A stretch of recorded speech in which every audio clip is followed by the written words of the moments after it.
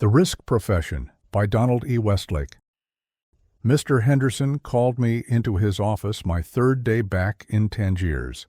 That was a day and a half later than I'd expected. Roving claims investigators for Tangiers Mutual Insurance Corporation don't usually get to spend more than 36 consecutive hours at home base. Henderson was jovial but stern.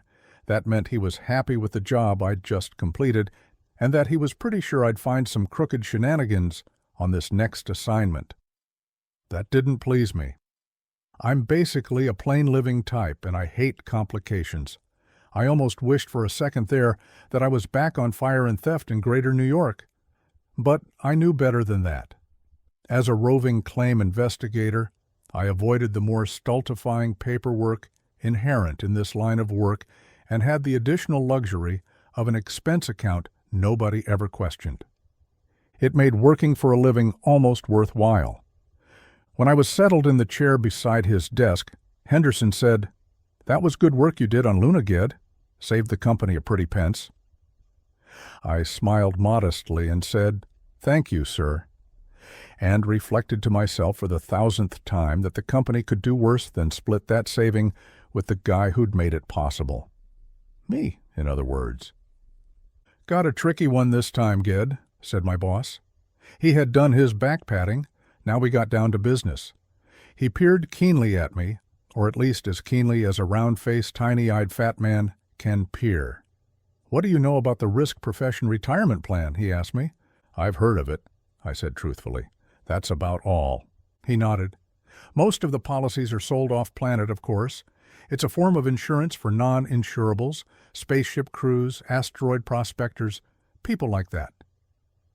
"I see," I said unhappily. I knew right away this meant I was going to have to go off-Earth again. I'm a 1G boy all the way. Gravity changes get me in the solar plexus. I get G-sick at the drop of an elevator. "Here's the way it works," he went on, either not noticing my sad face or choosing to ignore it. "The client pays a monthly premium. He can be as far ahead or as far behind in his payments as he wants. The policy has no lapse clause, just so he's all paid up by the target date. The target date is a retirement age, 45 or above, chosen by the client himself. After the target date, he stops paying premiums, and we begin to pay him a monthly retirement check, the amount determined by the amount paid into the policy, his age at retiring, and so on. Clear?" I nodded, looking for the gimmick that made this a paying proposition for good old Tangiers Mutual. "The double RP, that's what we call it around the office here, assures the client that he won't be reduced to panhandling in his old age, should his other retirement plans fall through. For belt prospectors, of course, this means the big strike, which may be 1 in 100 find. For the man who never does make that big strike, this is something to fall back on. He can come home to Earth and retire with a guaranteed income for the rest of his life." I nodded again like a good company man. "Of course," said Henderson, emphasizing this point with an upraised chubby finger. "These men are still uninsurables. This is a retirement plan only, not an insurance policy. There is no beneficiary other than the client himself." And there was the gimmick. I knew a little something of the actuarial statistics concerning uninsurables, particularly belt prospectors. Not many of them lived to be 45, and the few who would survive the belt and come home to collect the retirement wouldn't last more than a year or two. A man who's spent the last 20 or 30 years on low-G asteroids just shrivels up after a while when he tries to live on Earth. It needed a company like Tangiers Mutual to dream up a racket like that. The term uninsurables to most insurance companies means those people whose jobs or habitats make them too likely as prospects for obituaries. To Tangiers Mutual, uninsurables are people who have money the company can't get at. "Now," said Henderson importantly, "we come to the problem at hand." He ruffled his up-to-now neat in-basket and finally found the folder he wanted. He studied the blank exterior of this folder for a few seconds, pursing his lips at it, and said, "One of our clients under the double RP was a man named Jafe McCann. Was? I echoed. He squinted at me, then nodded at my sharpness. That's right, he's dead. He sighed heavily and tapped the folder with all those pudgy fingers. Normally, he said, that would be the end of it. File closed. However, this time there are complications. Naturally. Otherwise he wouldn't be telling me about it. But Henderson couldn't be rushed, and I knew it. I kept the alert look on my face and thought of other things while waiting for him to get to the point. 2 weeks after Jafe McCann's death, Henderson said, we received a cash return form on his policy. A cash return form? I'd never heard of such a thing. It didn't sound like anything Tangiers Mutual would have anything to do with. We never return cash. It's something special in this case, he explained. You see, this isn't an insurance policy, it's a retirement plan, and the client can withdraw from the retirement plan at any time and have 75% of his paid-up premiums returned to him. It's, the law in plans such as this. Oh, I said. That explained it. A law that had snuck through the World Finance Code Commission while the insurance lobby wasn't looking. But you see the point, said Henderson. This cash return form arrived 2 weeks after the client's death. You said there weren't any beneficiaries, I pointed out. Of course. But the form was sent in by the man's partner, one Ab Carpin. McCann left a handwritten will bequeathing all his possessions to Carpin. Since, according to Carpin, this was done before McCann's death, the premium money cannot be considered part of the policy, but as part of McCann's cash on hand, and Carpin wants it. It can't be that much, can it? I asked.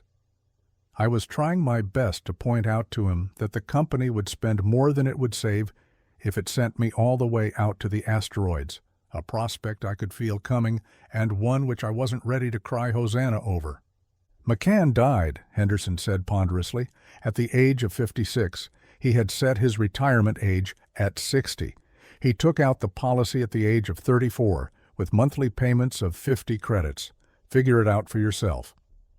I did in my head, and came up with a figure of 13,200 credits. 75% of that would be 9,900 credits. Call it 10,000 credits even. I had to admit it.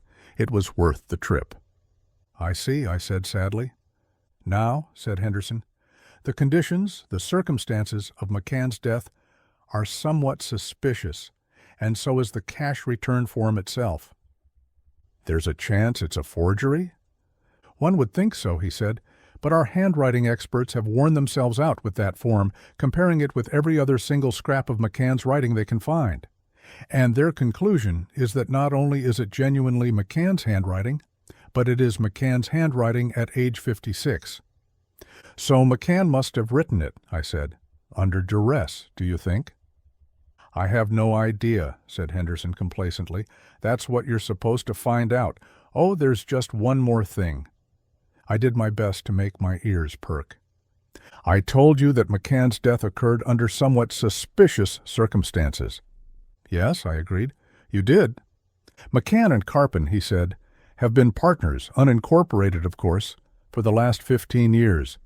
They had found small, rare metal deposits now and again, but they had never found that one big strike all the belt prospectors waste their lives looking for, not until the day before McCann died. Aha, I said. Then they found the big strike. Exactly. And McCann's death? Accidental. Sure, I said. What proof have we got? None. The body is lost in space, and law is few and far between that far out. So all we've got is this guy Carpin's word for how McCann died? Is that it? That's all we have, so far. Sure. And now you want me to go on out there and find out what's cooking and see if I can maybe save the company 10,000 credits. Exactly, said Henderson. The copter took me to the spaceport west of Cairo, and there I boarded the good ship Demeter for Luna City and points out. I loaded up on G-sickness pills, and they worked fine. I was sick as a dog. By the time we got to Atronic City, my insides had grown resigned to their fate. As long as I didn't try to eat, my stomach would leave me alone. Atronics City was about as depressing as a Turkish bath with all the lights on. It stood on a chunk of rock a couple of miles thick, and it looked like nothing more in this world than a welder's practice range. From the outside, Atronics City is just a derby-shaped dome of nickel iron, black and kind of dirty-looking. I suppose a transparent dome would have been more fun, but the builders of the company cities in the asteroids were businessmen, and they weren't concerned with having fun. There's nothing to look at outside the dome but chunks of rock and the blackness of space anyway. And you've got all this cheap iron floating around in the vicinity, and all a dome's supposed to do is keep the air in. Besides, though the belt isn't as crowded as a lot of people think, there is quite a lot of debris rushing here and there, bumping into things, and a transparent dome would just get all scratched up, not to mention punctured. From the inside, Atronics City is even jollier. There's the top level directly under the dome, which is mainly parking area for scooters and tuggers of various kinds, plus the office shacks of the assayer's office, the entry authority, the industry troopers, and so on. The next 3 levels have all been burned into the bowels of the planetoid. Level 2 is the Atronics plant, and a noisy plant it is. Level 3 is the shopping and entertainment area, grocery stores and clothing stores and movie theaters and bars. And level 4 is housing, 2 rooms and kitchen for the unmarried, 4 rooms and kitchen, plus 1 room for each child for the married. All of these levels have one thing in common: square corners, painted olive drab. The total effect of the place is suffocating. You feel like you're stuck in the middle of a stack of packing crates. Most of the people living in Atronics City work, of course, for International Atronics Incorporated. The rest of them work in the service occupations, running the bars and grocery stores and so on, that keep the company employees alive and relatively happy. Wages come high in the places like Atronics City. Why not? The raw materials come practically for free. And as for working conditions, well, take A for instance. How do you make a vacuum tube? You fiddle with the innards and surround it all with glass. And how do you get the air out? No problem, boy. There wasn't any air in there to begin with. At any rate, there I was at Atronics City. That was as far as Demeter would take me. Now, while the ship went on to Ludlam City and Chemisant City and the other asteroid business towns, my 2 suitcases and I dribbled down the elevator to my hostelry on level 4. Have you ever taken an elevator ride when the gravity is practically non-existent? Well, don't. You see, the elevator manages to sink faster than you do. It isn't being lowered down to level 4. It's being pulled down. What this means is that the suitcases have to be lashed down with the straps provided, and you and the operator have to hold on tight to the hand grips placed here and there around the wall. Otherwise, you'd clonk your head on the ceiling. But we got to level 4 at last, and off I went with my suitcases and the operator's directions.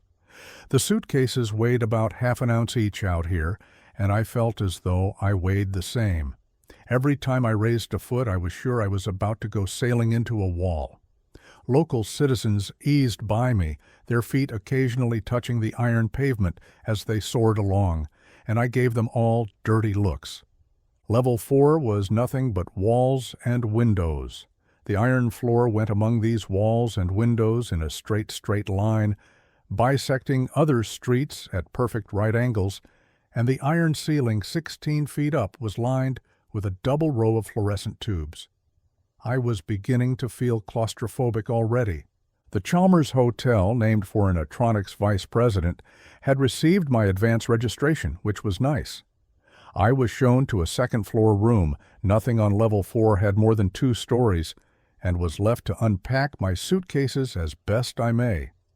I had decided to spend a day or 2 at Atronics City before taking a scooter out to Ab Carpen's claim. Atronics City had been Carpen's and McCann's home base. All of McCann's premium payments had been mailed from here, and the normal mailing address for both of them was GPO Atronics City.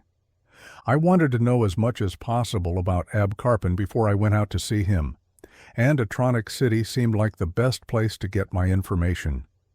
But not today. Today my stomach was very unhappy and my head was on sympathy strike. Today I was going to spend my time exclusively in bed, trying not to float up to the ceiling. The mapping and registry office, it seemed to me the next day, was the best place to start. This was where prospectors filed their claims, but it was a lot more than that. The waiting room of M&R was the unofficial club of the asteroid prospectors. This is where they met with one another, talked together about the things that prospectors discuss, and made and dissolved their transient partnerships. In this way, Carpin and McCann were unusual. They had maintained their partnership for 15 years. That was about 60 times longer than most such arrangements lasted. Searching the asteroid chunks for rare and valuable metals is basically pretty lonely work, and it's inevitable that the prospectors will every once in a while get hungry for human company and decide to try a team operation. But at the same time, work like this attracts people who don't get along very well with human company.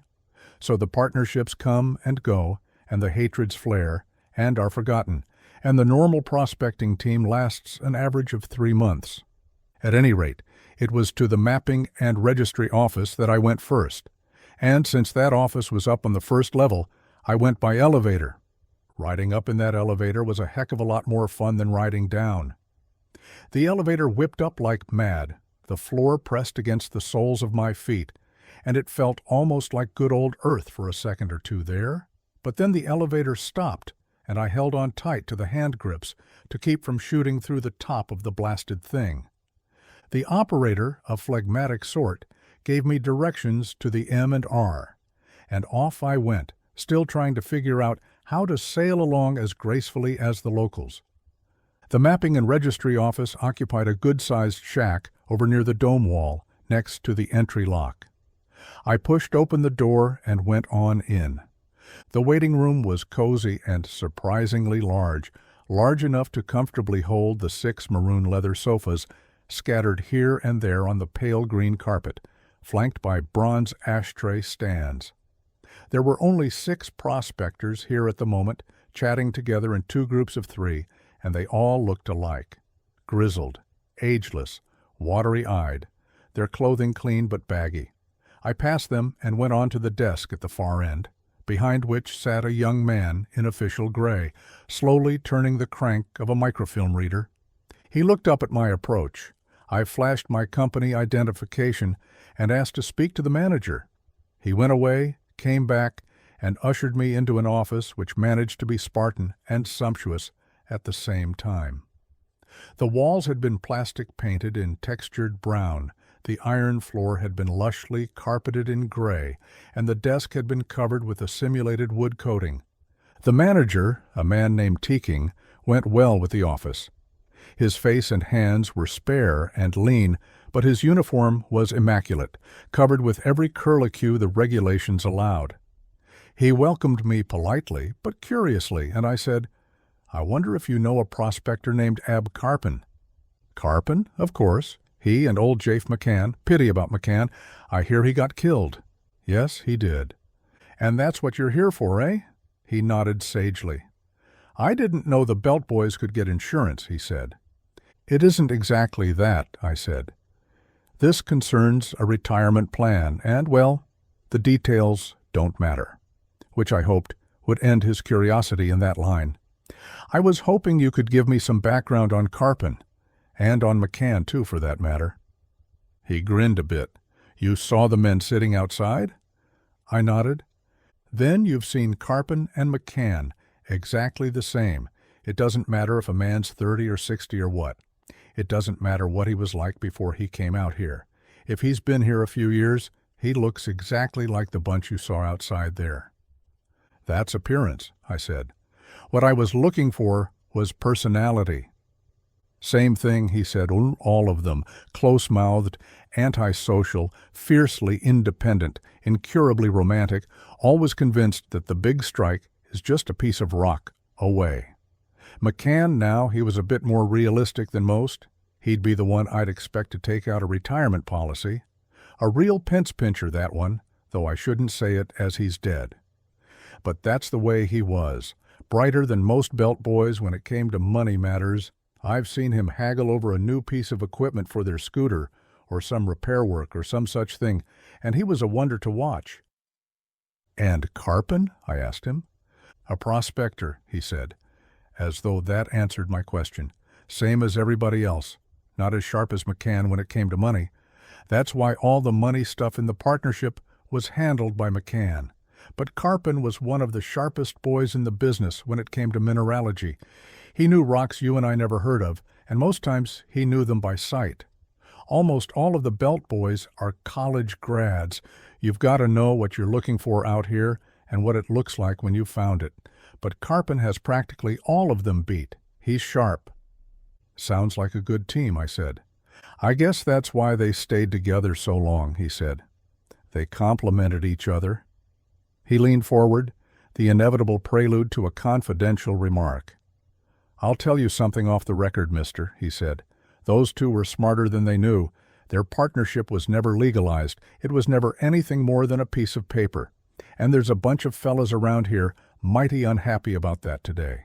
Jafe McCann is the one who handled all the money matters, like I said. He's got IOUs all over town. And they can't collect from Carpin? He nodded. Jafe McCann died just a bit too soon. He was sharp and cheap, but he was honest. If he'd lived, he would have repaid all his debts, I'm sure of it. And if this strike they made is as good as I hear, he would have been able to repay them with no trouble at all. I nodded somewhat impatiently. I had the feeling by now that I was talking to a man who was one of those who had a Jafe McCann IOU in his pocket. How long has it been since you've seen Carpin? I asked him, wondering what Carpin's attitude and expression was now that his partner was dead. Oh, Lord, not for a couple of months, he said. Not since they went out together the last time and made that strike. Didn't Carpin come in to make his claim? Not here. Over to Chemisant City. That was the nearest M&R to the strike. Oh, that was a pity. I would have liked to have known if there had been a change of any kind in Carpin since his partner's death. I'll tell you what the situation is, I said with a false air of truthfulness. We have some misgivings about McCann's death. Not suspicions exactly, just misgivings.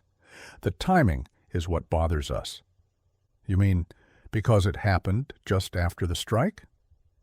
That's it, I answered frankly. He shook his head.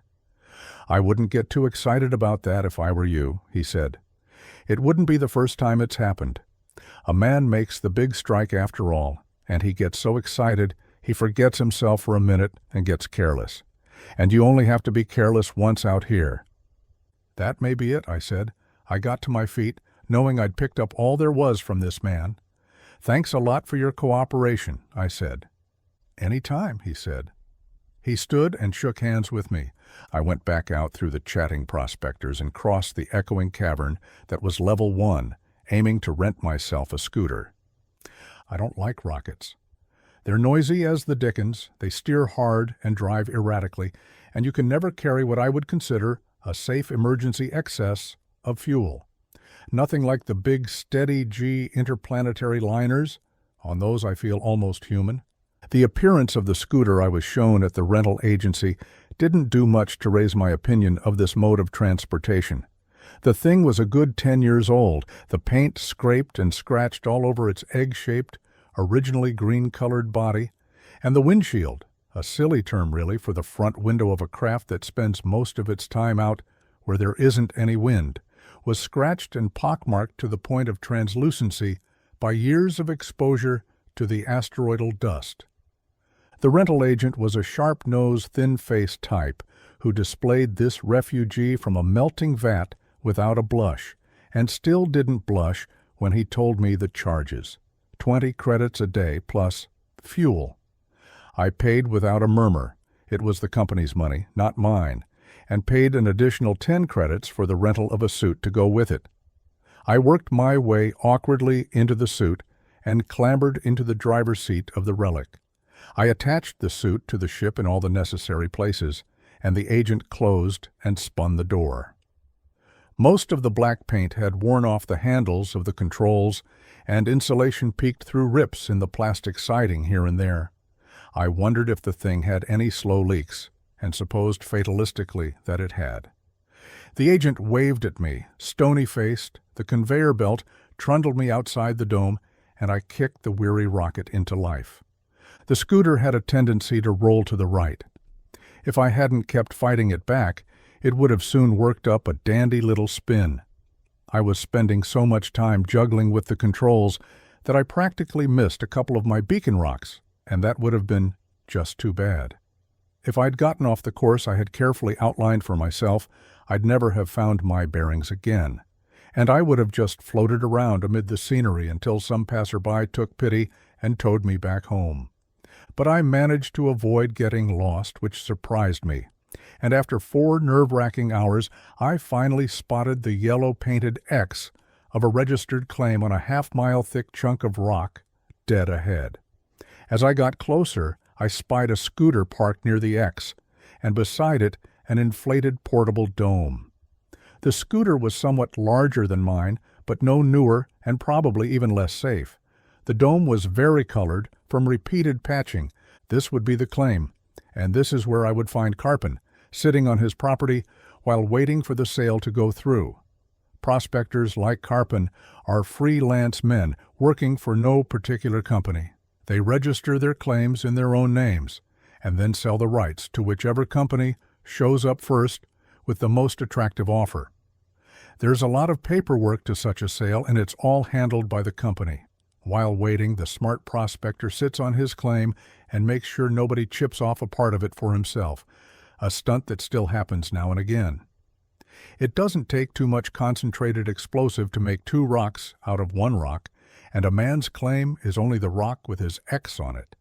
I set the scooter down next to the other one and flicked the toggle for the air pumps, then put on the fishbowl and went about unattaching the suit from the ship.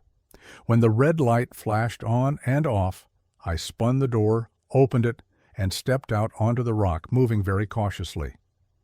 It isn't that I don't believe the magnets in the boot soles will work. It's just that I know for a fact that they won't work if I happen to raise both feet at the same time. I clumped across the crude X to Carpin's dome. The dome had no viewports at all, so I wasn't sure Carpin was aware of my presence. I wrapped my metal glove on the metal outer door of the lock, and then I was sure. But it took him long enough to open up. I had just about decided he'd joined his partner in the long sleep when the door cracked open an inch. I pushed it open and stepped into the lock, ducking my head. The door was only 5 feet high and just as wide as the lock itself, 3 feet. The other dimensions of the lock were height, 6 feet 6, width, 1 foot. Not exactly room to dance in. When the red light high on the left-hand wall clicked off, I rapped on the inner door. It promptly opened, I stepped through, and removed the fishbowl. Carpin stood in the middle of the room, a small revolver in his hand. "Shut the door," he said. I obeyed, moving slowly. I didn't want that gun to go off by mistake. "Who are you?" Carpin demanded. The M&R man had been right. Ab Carpin was a dead ringer for all those other prospectors I'd seen back at Atronic City. Short and skinny and grizzled and ageless. He could have been 40 and he could have been 90, but he was probably somewhere the other side of 50. His hair was black and limp and thinning, ruffled in little wisps across his wrinkled pate. His forehead and cheeks were lined like a plowed field and were much the same color. His eyes were wide apart and small, so deep-set beneath shaggy brows that they seemed black. His mouth was thin, almost lipless. The hand holding the revolver was nothing but bones and blue veins covered with taut skin. He was wearing a dirty undershirt and an old pair of trousers that had been cut off raggedly just above his knobby knees. Faded slippers were on his feet. He had good reason for dressing that way. The temperature inside the dome must have been nearly 90 degrees. The dome wasn't reflecting away the sun's heat as well as it had when it was young. I looked at Carpin, and despite the revolver and the tense expression on his face, he was the least dangerous-looking man I'd ever run across. All at once, the idea that this anti-social old geezer had the drive or the imagination to murder his partner seemed ridiculous. Apparently, I spent too much time looking him over, because he said again, "Who are you?" And this time he motioned impatiently with the revolver. "Stanton," I told him. "Ged Stanton, Tangiers Mutual Insurance. I have identification, but it's in my pants pocket, down inside this suit." "Get it," he said, "and move slow." "Right you are." I moved slow, as per directions, and peeled out of the suit, then reached into my trouser pocket and took out my ID clip. I flipped it open and showed him the card, bearing my signature and picture and right thumbprint and the name of the company I represented, and he nodded, satisfied, and tossed the revolver over onto his bed. "I got to be careful," he said. "I got a big claim here." "I know that," I told him. "Congratulations for it." "Thanks," he said, but he still looked peevish. "You're here about Jafe's insurance, right?" "That I am." "Don't want to pay up, I suppose. That doesn't surprise me." Blunt old men irritate me. "Well," I said, "we do have to investigate." "Sure," he said. "You want some coffee?" "Thank you." "You can sit in that chair there. That was Jafe's." I settled gingerly in the cloth and plastic fold-away chair he'd pointed at, and he went over to the kitchen area of the dome to start coffee. I took the opportunity to look the dome over. It was the first portable dome I'd ever been inside. It was all one room, roughly circular, with a diameter of about 15 feet. The sides went straight up for the first 7 feet, then curved gradually inward to form the roof. At the center of the dome, the ceiling was about 12 feet high. The floor of the room was simply the asteroidal rock surface, not completely level and smooth. There were 2 chairs and a table to the right of the entry lock, 2 fold-away cots around the wall beyond them, the kitchen area next, and a cluttered storage area around on the other side. There was a heater standing alone in the center of the room, but it certainly wasn't needed now. Sweat was already trickling down the back of my neck and down my forehead into my eyebrows. I peeled off my shirt and used it to wipe sweat from my face. "Warm in here," I said. "You get used to it," he muttered, which I found hard to believe. He brought over the coffee, and I tasted it. It was rotten, as bitter as this old hermit's soul, but I said, "Good coffee. Thanks a lot." "I like it strong," he said. I looked around at the room again. All the comforts of home, eh? Pretty ingenious arrangement. "Sure," he said sourly. "How about getting to the point, mister?" This concludes the first part of 2 total of The Risk Profession by Donald E. Westlake, produced by Best Audiobooks for free.